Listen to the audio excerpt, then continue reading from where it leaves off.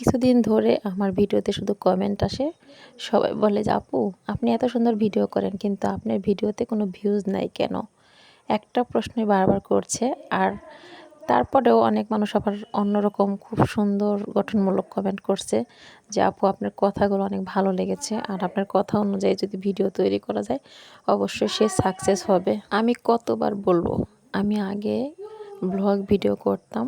পরে একসময় এই চ্যানেলটা অফ ছিল, অন্য একটা চ্যানেল করতাম। সেটা ডিস্টার্ব হওয়ার কারণে আমি সেই চ্যানেলটা ছেড়ে এখন আবার নতুন করে শুরু করেছি।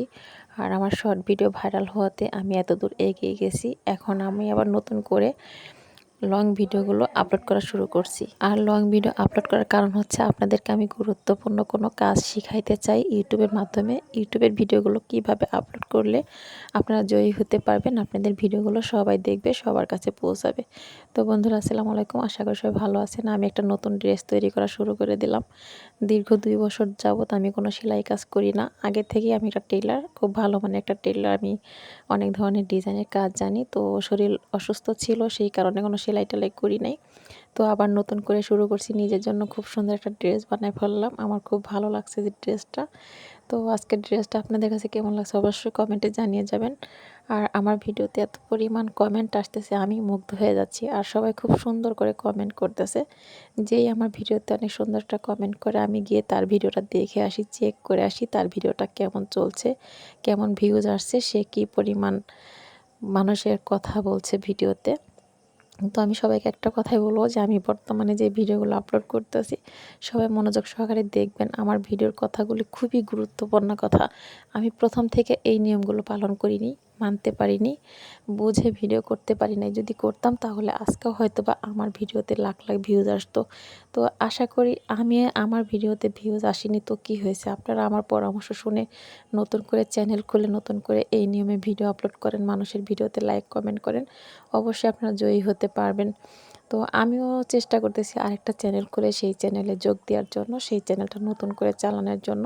তবে এই চ্যানেলটা থেকে, পুরনো চ্যানেল, এই জন্য এই চ্যানেল থেকে কেউ শিখবে, কেউ আসবে যাবে, এই জন্য আমি এই চ্যানেলটা চালিয়ে যাচ্ছি। এই চ্যানেলটা আমি কখনো অফ করব না। তো বন্ধুরা, আপনারা সবাই কমেন্ট করেন, আমার খুব ভালো লাগে। কেউ আসে শিখতে, কেউ আসে জানতে, যে দেখি আপুর ভিডিওতে কি গুরুত্বপূর্ণ এমন কথা আছে। আসলে আমি কিন্তু ইউটিউব থেকে না জেনে কখনো আপনাদের পরামর্শ দিতে আসি নাই।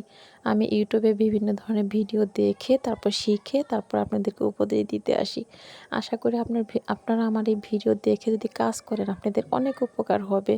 আর উপকার যাতে হয় সেই জন্যই কিন্তু আমি ভিডিওগুলো খুবই গুরুত্ব সহকারে মন দিয়ে আপলোড করি। কারণ আপনাদের একটা উপকার হবে, আপনারা কষ্ট করে ইউটিউব চ্যানেল করবেন আর সেই চ্যানেলগুলোতে ভিউজ আসবে না, সেটা আমার খুব খারাপ লাগে। কারণ এরকম করে আমি কয়েকটা চ্যানেল হারাইছি।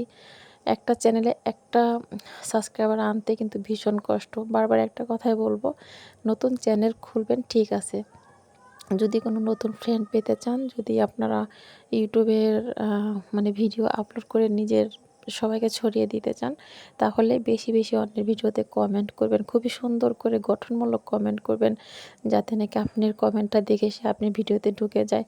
আর কোনো আত্মীয় স্বজনকে অবশ্যই এড়িয়ে যাবেন, কোনো আত্মীয় স্বজনের সাথে ভিডিও শেয়ার করবেন না, তাহলে মারা খাইবেন। মারা মানে বাঁশ খাইবেন। বাঁশ মানে হচ্ছে অশান্তি। আর সবাই চাইবে যে আপনার ভিডিওতে যাতে ভিউজ না আসে, ভিডিওতে খারাপ কিছু হয় এরকম। আর কোনো প্রিয়জন মানে প্রেমিক, ভালোবাসার মানুষ, দুলাভাই, ভাবি, আপু আছে না, এগুলোর সাথে ভিডিওর কথা একদমই শেয়ার করবেন না। পারলে চ্যানেলটা গোপন রাখবেন। কারণ আপনার যদি কোনো প্রিয় মানুষ থাকে, সে এটাকে আপনাকে বাধা দিবে, করতে দিবে না। আর তারা চাবে আপনি ভিডিও থেকে দূরে থাকেন। কিন্তু এত সুন্দর ডিজিটাল যুগ, ডিজিটাল স্মার্টফোন, আমরা কেন ঘরে বসে থাকবো চুপ করে? আমরা নারী, আমরা সবই পারি। আমরা ঘর গোছাবো, ঘর সাজাবো, ঘরে সব সুন্দর সুন্দর কাজ করব, সেটা জনগণকে দেখাবো না আর ভিউজ আসবে না, এটা তো হয় না। আমাদের প্রতিভা আমাদের তুলে ধরতে হবে। আমরা মেয়েরাও যে অনেক সুন্দর করে ঘর গোছাতে পারি, সংসারে কাজ করতে পারি, ছেলে মেয়ে সামলাতে পারি, যে রাঁধে সে চুলো বাঁধে। আমরা এত সুন্দর আমাদের পরিপাটি কাজগুলো আমরা যদি সবাইকে শেয়ার না করি, তাহলে অন্য যারা পরিপাটি কাজ করতে পারে না, তারা বুঝবে কী করে? নতুন প্রজন্মের মানুষ চিনবে কী করে? তো আমাদের প্রয়োজন, আমরা সবাইকে দেখাবো আমাদের কাজ দেখে, যারা না পারে তারা যেন এমন করে সুন্দর কাজগুলো সাজিয়ে গুছিয়ে করে। দেখেন, আমি সংসারে সব কাজ করি, ছেলে মেয়েদের সামলাই, সামলাই, তারপরে আবার অর্ডারের কাজগুলো করি, আবার ইউটিউব চালাই, ফেসবুক চালাই, টিকটক চালাই। আমার টিকটক ভাইরাল, আমার ফেসবুক ভাইরাল, আমার ইউটিউব চ্যানেলও ভাইরাল। কিন্তু ভাইরাল না শুধু আমি, তো আমি ভাইরাল হব কি করে? আমি যে পর্দা করি, আমি বাইরে যেতে পারি না, বাইরে খোলামেলা চলতে পারি না, এটা আমার একটা প্রতিভা, এটা আমার একটা যোগ্যতা। আমি নিজেকে আটকে রাখতে পারি, নিজেকে আমি অন্ধকারে রেখে আলোকিত করতে পারি। তো আসলে দীর্ঘ 18 বছর ধরে আমি সেলাই কাজ করি, আর সেলাই কাজটাও কিন্তু আমার ভাইরাল। আমি এই সেলাই কাজ ইনকাম করে অনেক টাকা জীবনে সাশ্রয় করেছি। সংসারে আমার স্বামীর পাশাপাশি আমি আমার সংসারের ভালো কিছু করেছি, যাতে আমার সংসারটা উন্নত হয়, ছেলে মেয়ে নিয়ে, স্বামী নিয়ে সংসারটা যাতে সুখের হয়। সংসারের কাজের পরেও আমি টেলারি কাজ করি, আমাদের কেকের বিজনেস আছে।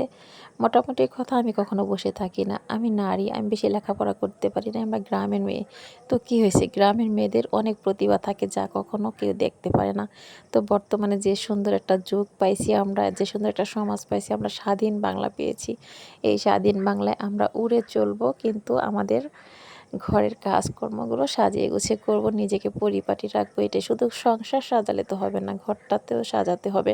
আর ঘরটা সাজাতে হইলে কি করতে হবে? স্মার্টফোন হাতে থাকতে হবে, আর সারাদিন টুকটাক করে ভিডিও করতে হবে, মন ফ্রেশ রাখতে হবে, সবাইকে দেখাইতে হবে যে আমি নারী, আমিও পারি। তো আমার মতো যারা এত এত কাজ করতে পারেন অবশ্যই কমেন্টে জানাবেন।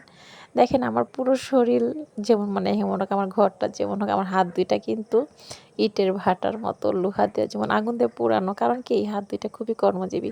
ছোটোবেলা বাবার সাথে কৃষিকাজ করতাম, মায়ের সাথে উঠান বাড়ি ঘর ঝাড়ু দিতাম। বিয়ের পরে সংসারের পাশাপাশি সন্তানদের লালন পালন করা, সেলাই কাজ করা, আমার এটাই হচ্ছে এটা পেশা। তো এত কাজ করার পরে একটা মেয়ের হাত কীভাবে সুন্দর থাকে দেখেন। তবুও আমি মেহেদি দিতে ভুলি না, কারণ অসুন্দর হাতকে সাজাইলে আরও সুন্দর লাগবে। যদি সুন্দর হাতকে আমি সাজাই তাহলে কেমন হবে? আমার হাত অসুন্দর দেখে আমি হাত দুটাকে সাজিয়ে গুছিয়ে রাখি। কারণ কি, আমার হাতের দিকে তাকালে আমার ভালো লাগে, মনে হয় কি আমার হাতে মেহেদি, তার মানে আমার মনের রং আছে। তো আসলে নিজেকে সাজান, সংসার সাজান, স্বামীকে সাজান, সন্তান সাজান। ভালো থাকেন, আবার কোনো নতুন ভিডিও নিয়ে দেখা হবে। আর যেসব আপুরা ভাইয়ারা সুন্দর সুন্দর কমেন্ট করেন তাদেরকে অসংখ্য অসংখ্য ধন্যবাদ আমার ভিডিওর পাশে থাকার জন্য।